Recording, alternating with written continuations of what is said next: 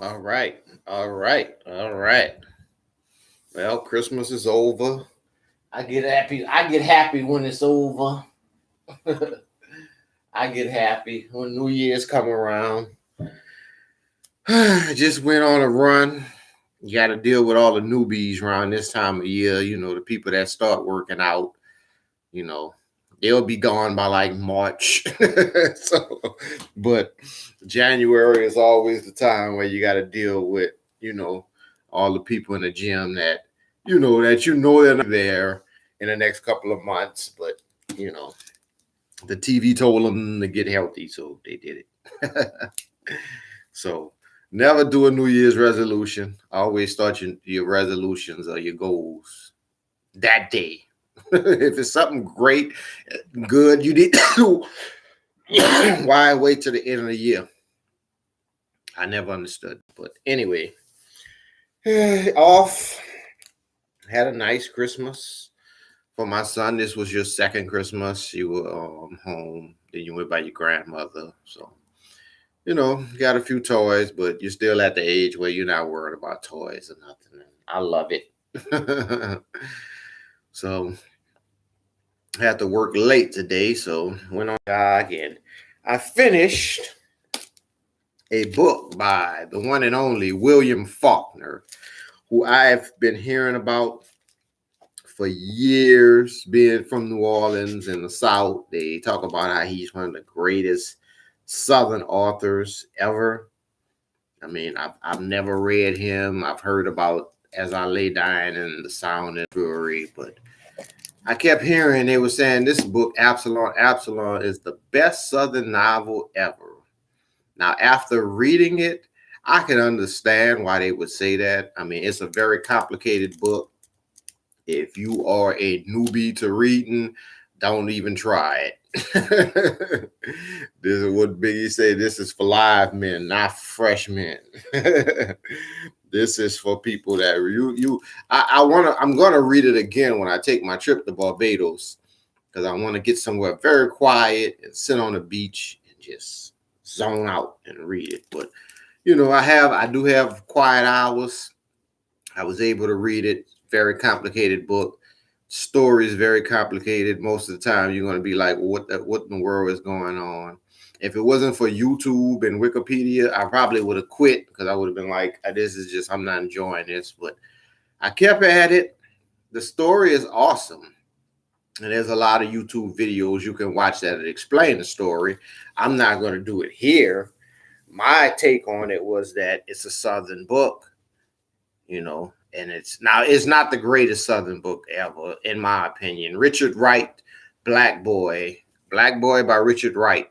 That's the greatest Southern book ever, because the characters in this book was not really even, well, he was from the South, but he left, and Richard Wright was about the South. It was from a black man's perspective. And like I tell most people, and like I'm trying to tell my son, we were here before the United States was even founded as a country. So, the main character in this book, he was from, I think, Virginia, and he went to Haiti and started a sugar plantation there, and came back to Mississippi. But you can't say that he's from the dirt. But it's a great book. Look at some of the other YouTube videos, because I can't tell a whole story. I don't think one person can do a video. This book is so deep and so compact. You could study it probably for a semester in school. I'm excited about reading William Faulkner's other books also. I mean, now I know what to expect, because this was like, man, it's kind of like reading the Iliad and the Odyssey. Like, you gotta wait. What? You gotta go back. The sentences are so long, So I wouldn't tell you, to my son, I wouldn't tell you to read this at 15 or 16. Wait until you're about maybe 30 or 40, and read it before you find out the story. Just try to get into it and see what you think about it. What I got out of it was, and I'll tell a little part of the story, was that this guy, he married this woman while he was in Haiti, and found out that she had, what they call nigger blood. Oh yeah, a lot of niggas in this book. It's like a NWA album. It's like a Jay-Z album. Like nigga. I mean, they go for filth. But it was written in 1936, and William Faulkner is from Mississippi, so he keeps his teeth white. How they like Paul Mooney say. But he married a woman and found out that she was like an octoroon, quadroon, these people that try to pass, but like their grandmother is black, imitation of life. Check that movie out. I mean, it's disgusting now, but back then, they truly felt that if you had any Negro blood or African blood, that it made you inferior. You weren't pure white. Some people feel that way today, but society doesn't enforce it as much.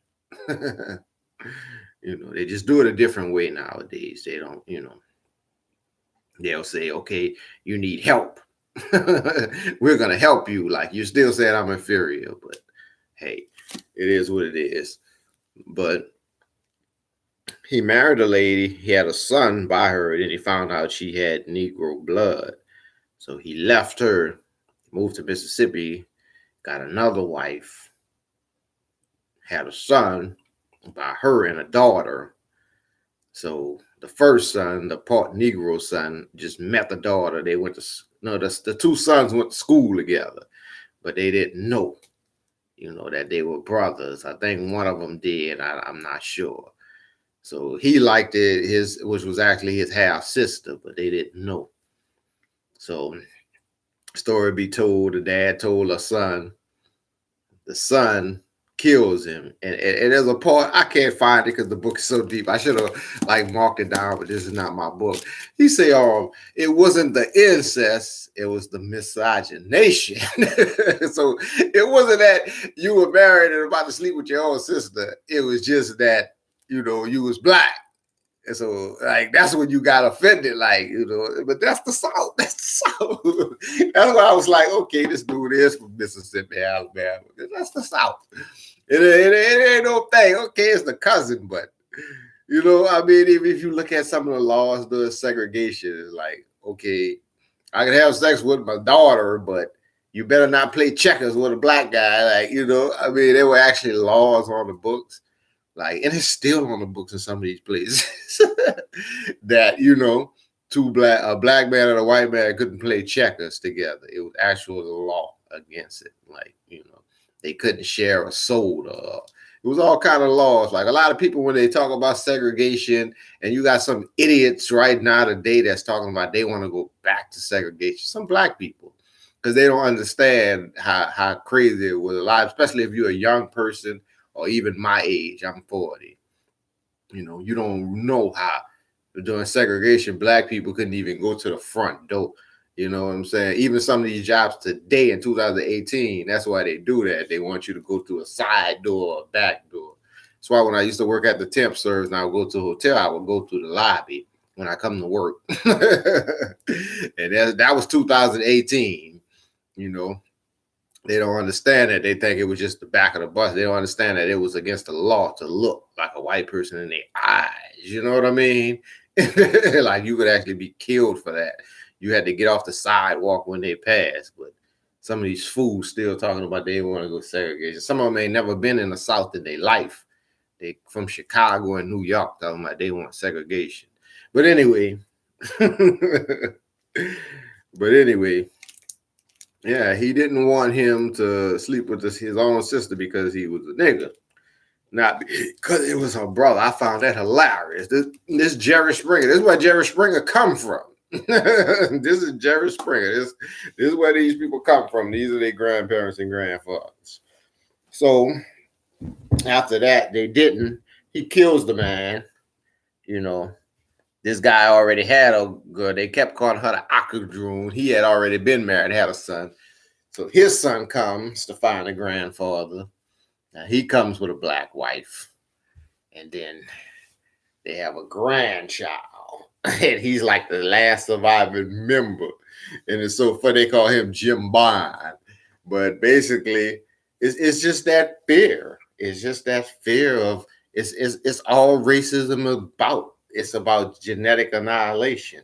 It's about my grandkids and my great grandkids are going to be black. It's all that's all the school segregation and all those people during the 50s and the 60s fighting and all. Because there's three places where you most likely going to meet your mate: your church, your school, or your neighborhood. And that's the three most segregated places. Most likely you're not going to meet your mate at work, but that'll probably be the fourth place. But, it's breaking down. There's a lot of places I go in the South. I'm from New Orleans, so it's not as prevalent here where it is since the storm. But before the storm, you didn't really have the mixed race gospels. But when I go to Texas, man, that's all they have. Like most of the black guys are with white girls. And, you know, I don't know about Alabama and Mississippi, but I mean Texas, it is just basically the misogynist one. No, not misogynist. I'm sorry. Misogynization. I can't pronounce the word. But yeah, man. Great book. I'm telling you. In my opinion, it's not the best Southern book ever written, but I can understand. I will reread this again probably this summer when I go on vacation. Sit down and really sit down, because I read like every chapter, you know, I would do a chapter, then I'd skip a day or two, and then go back another chapter.